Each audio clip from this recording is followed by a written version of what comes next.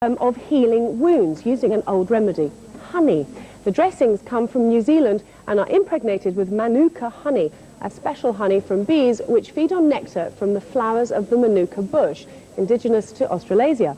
The honey is irradiated to sterilize it, then soaked into the dressing. Now, these are now being tested on wounds which have failed to respond to conventional treatment. Angela Rippon reports.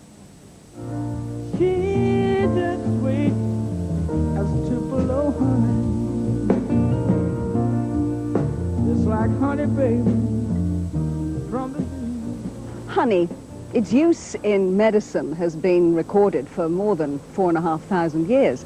The Egyptians had around 500 medical formula based on it, while the Greeks used a honey salve to treat skin disorders, and Hippocrates wrote that he put honey on leg ulcers. Well, now 5 hospitals in the United Kingdom are reassessing the curative properties of honey. It's an ancient remedy that's been rediscovered. At the Wound Healing Research Unit in Cardiff, over the last 18 months, selected patients have been receiving honey treatment on stubborn wounds.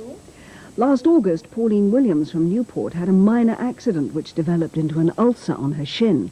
The wound has refused to heal with conventional treatment, but for the last 4 weeks, daily honey dressings have been applied. It's been treated on various things, a lot of steroids, a lot of antibiotics. Since I started having the wound dressed with the honey, it's become a lot cleaner, it's not infected now, and the pain is less intense. Latha Krishnamurthy is a clinical research fellow who's monitoring the results of the honey treatment. Some of the patients have had wounds which have failed to heal with conventional modes of treatment, and we have found that using honey in the dressing format has actually improved healing within weeks and months of starting. At the University of Wales Institute, microbiologist Dr. Rose Cooper has been conducting pioneering research into honey, including growing colonies of lethal bugs or pathogens in the laboratory, then impregnating them with different concentrations of honey. Their growth is then monitored.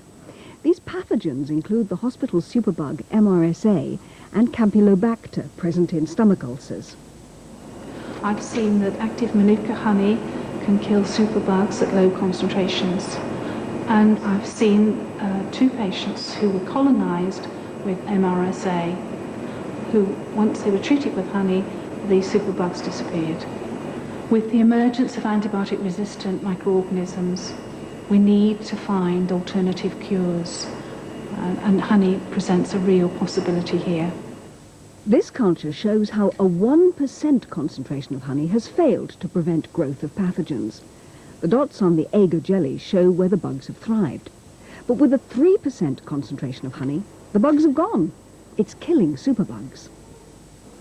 In 1892, the antibacterial properties of honey were scientifically proven.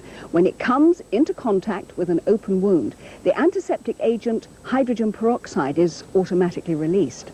But the Manuka honey is also able, it seems, to promote the growth of new tissue and to work as an anti-inflammatory. Jane Williams from Pontypridd tried a series of treatments, including a skin graft and other operations, to cure a wound under her arm. None of the treatments worked, and for 4 years, the wound remained open, until she dressed it with Manuka honey. 4 years ago, I had the first operation, and I was told that within 3 months it would have been healed. A year down the line, it wasn't. Same operation performed again. Same thing, 3 months and it'll be healed, it wasn't. Another operation, then a 4th, and discovered Manuka honey, tried it within 3 days of using it. There was a dramatic difference to the wound itself, to the pain and to what I could do. And within 3 months, the wound was actually healed through using the honey. After 3 years of hell, within 3 days, my life just turned around. And this is going to be the first year in 4 years that I'm able to go on holiday and go swimming with my 2 young children. Incredible story. Another incredible story, Aaron Phillips. Your story is amazing. Ends up with this incredible story of honey. What happened in the beginning? Well, basically, I had meningitis type C, which led to meningococcal septicemia, when it resulted in major blood poisoning and having to have the ends of my legs amputated and some of the tips of my fingers. I was left with lots of big lesions on my legs from the meningitis, which after numerous skin grafts, wouldn't heal, basically. So what was that time like then? Was it incredibly painful? It was basically. It was, my pain threshold went right down, so everything basically just touching me was really sensitive. So even having my dressings removed, I was still going to theatre to have done very often, and undergoing lots of skin grafts and things. Did you ever get to the stage where you thought, this is never going to heal? Yeah, there was a point, I think. You just start to think, you know, after all those months, it gets to you, you think, well, this is it ever going to heal?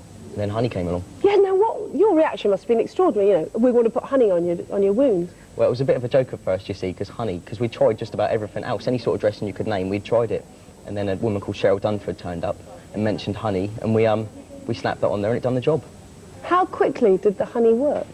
Well, we started to see after 9 months of no healing, within 9 weeks it was completely healed. From 9 months to 9 weeks? Yeah, basically, just like that. That is so amazing. Pretty instant. And lots of things like the smell are gone as well, because people don't understand, like wounds have a lot of funny smells, and you start to feel, you know, a bit self-conscious of yourself, but the honey stopped it completely. You smell sweet. Well, you're just saying, well, your friends coming to see you, how everybody coped with it? Because you seem to have coped with it so well. Yeah, well, you know, I don't care about it, to be honest with you. You're fantastic. Just laugh at it. Now, you've got your new legs. Yep, they're much more springy than the old ones. They've got a bit of bounce in the foot, so that's it now. No single girl over 100 miles is safe. Aaron, it's such a pleasure to meet you. Good Cheers. for you. Thank Thanks you a lot. very much.